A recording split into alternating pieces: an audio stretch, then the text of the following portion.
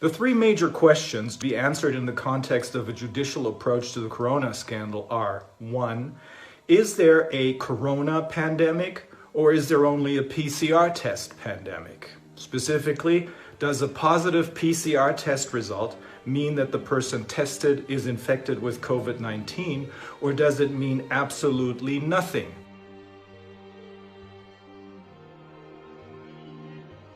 I am Rainer Fulmich, and I have been admitted to the bar in Germany and in California for 26 years. I have been practicing law primarily as a trial lawyer against fraudulent corporations such as Deutsche Bank, formerly one of the world's largest and most respected banks, today one of the most toxic criminal organizations in the world. VW, one of the world's largest and most respected car manufacturers, today notorious for its giant diesel fraud, and Kühne and Nagel, the world's largest shipping company. We're suing them in a multi-million-dollar bribery case. I'm also one of 4 members of the German Corona Investigative Committee. Since July 10th, 2020, this committee has been listening to a large number of international scientists and experts' testimony to find answers to questions about the corona crisis, which more and more people worldwide are asking. All the above-mentioned cases of corruption and fraud committed by the German corporations pale in comparison in view of the extent of the damage that the corona crisis has caused and continues to cause. This corona crisis, according to all we know today, must be renamed a corona scandal, and those responsible for it must be criminally prosecuted and sued for civil damages. On a political level, everything must be done to make sure that no one will ever again be in a position of such power as to be able to defraud humanity or to attempt to manipulate us with their corrupt agendas. And for this reason, I will now explain to you how and where an international network of lawyers will argue this biggest tort case ever, the corona fraud scandal, which has meanwhile unfolded into probably the greatest crime against humanity ever committed. Crimes against humanity were first defined in connection with the Nuremberg trials, after World War II that is, when they dealt with the main war criminals of the Third Reich. Crimes against humanity are today regulated in Section 7 of the International Criminal Code. The three major questions to be answered in the context of a judicial approach to the corona scandal are: 1. Is there a corona pandemic, or is there only a PCR test pandemic?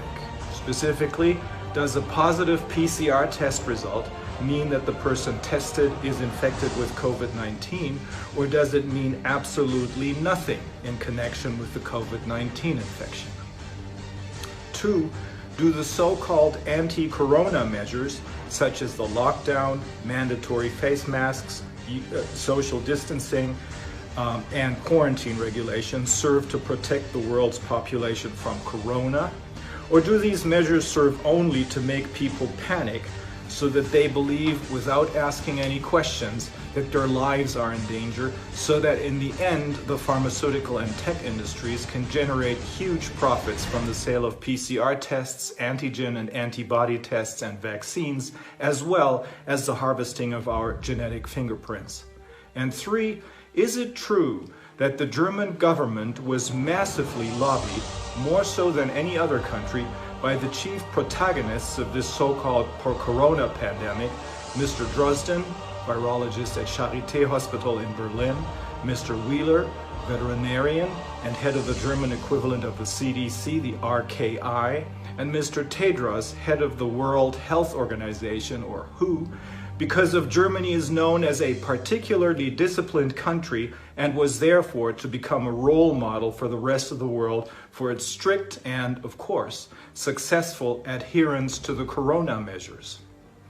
Answers to these three questions are urgently needed because the allegedly new and highly dangerous coronavirus has not caused any excess mortality anywhere in the world, and certainly not here in Germany. But the anti-corona measures, whose only basis are the PCR test results, which are in turn all based on the German Drosten test, have, in the meantime, caused the loss of innumerable human lives, and have destroyed the economic existence of countless companies and individuals worldwide.